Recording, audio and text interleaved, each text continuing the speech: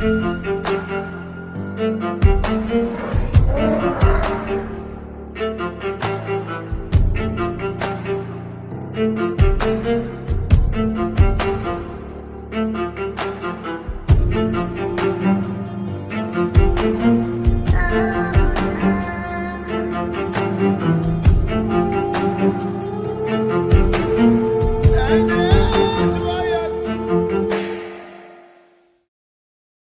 name is Weston Scott.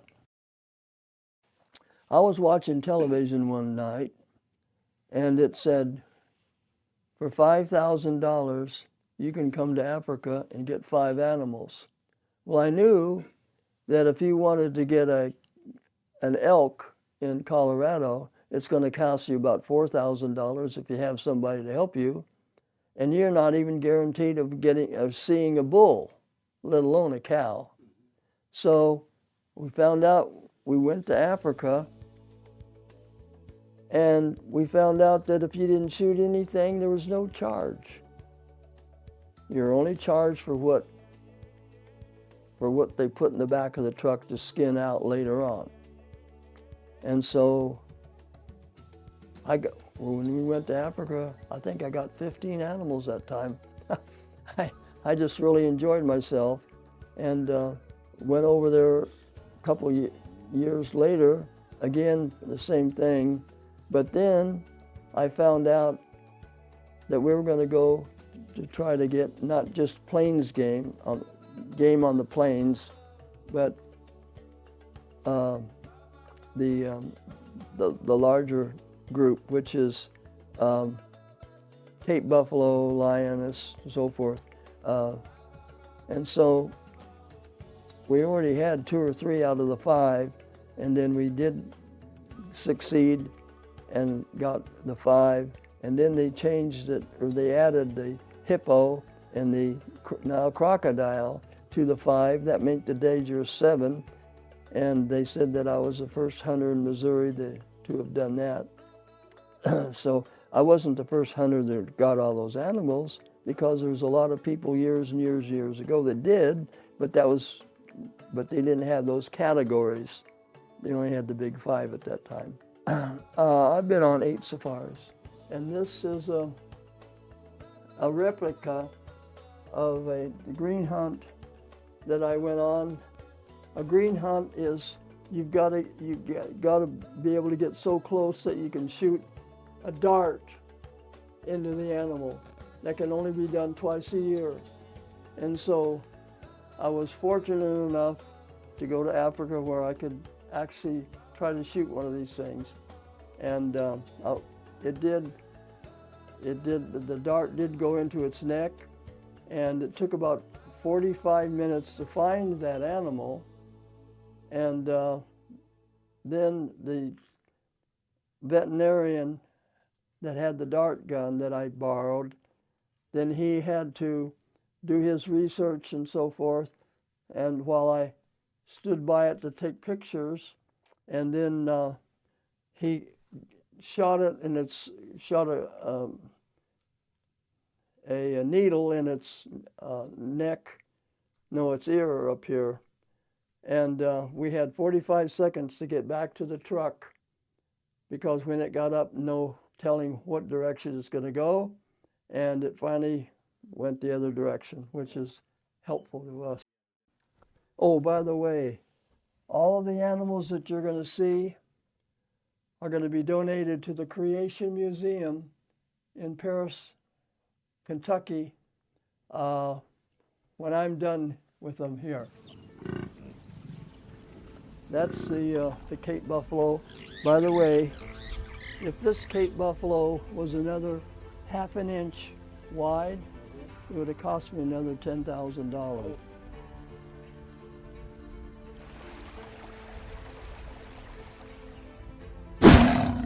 And this is the lioness.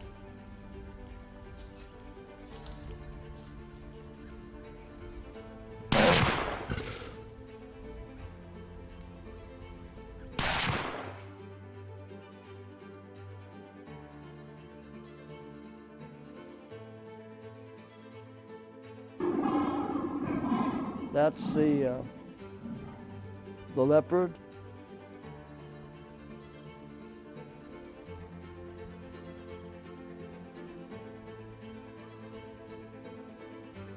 That's a civet cat.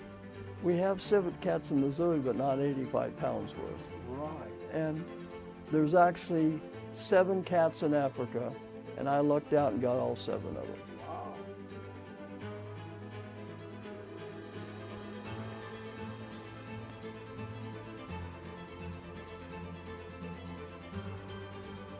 And this is the hippo. The hippo kills more people in Africa than any other animal. They tip over canoes, and you're going to see a hollowed out log, and that's what I had to sit in as we go towards the larger hippo that they had, that they spotted about 600 yards upriver, and I finally got that. But you're looking at 6,000 pounds, that's 3 tons. And of course, this is the largest Nile crocodile taken in South Africa in 2011. It was 14, 1½ inches long.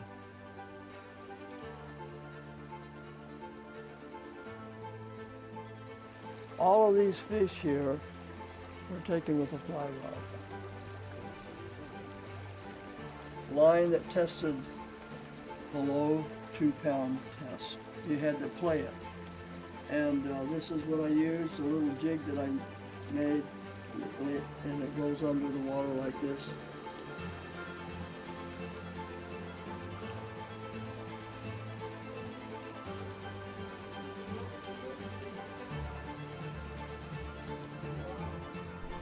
This is a pretty good sized elk. It's not a 6x6, but it's a 5x5. And I decided I want to go shoot a buffalo or a bison. Pronghorn antelope is a very difficult animal because they don't slow down for anything. And I had to learn how to shoot one of these things. But anyway, I got that thing. This is a bear. My bear hunting expedition almost ends in disaster because this bear, when it came out of the tree, I already had 4 shots in it. And it came out of the tree, and I thought that the guide, this 19-year-old boy, I thought he said, "Don't shoot, you'll hit the dogs." He was saying, shoot before it gets the dogs. And so I had a carbine, and that's, you don't hit a bear, you don't shoot a bear with a carbine, 30. I didn't know that. So I raised it, and I got that in Hong Kong as one of these Winchester Centennials and octagonal barrel and gold plated and all that business, you know. We paid $80 for it when by the time I got home it was worth $300, they said, I don't know. But anyway, I raised, that kid pushed me right into the bear, and all I had was this barrel in its neck, and I pulled the trigger, and it finally died. Well, I didn't know that that was the last shot that I had, and that was a smaller caliber anyway, but it did get the bear, and I appreciate that. This is eland. And at one time, this was the world's record as far as trophy game records. Scoring this is, the horns were 18½ inches. This guy can jump a 10-foot fence over it. This is a spear that I got. This is a Maasai, the Maasai tribe. This is not sharp, but you can take a rock and you can make that sharp. And so if you get 12 natives lion hunting, a lion doesn't have a chance. This is the zebra pretty good size. And that was running, and I was lucky to get that thing. This is a European water buffalo that I got down in Florida as a prerequisite, a precursor to going to Africa for the Cape buffalo, which is, they're very, very mean. And this is a magnificent kudu. When I finally saw this animal, my professional hunter says, hey, there's a 54-inch kudu, about 125 yards. And so he stopped, he says, shoot, quick. So I did. Took quite a while to find it. He took out his tape measure, 54 inches.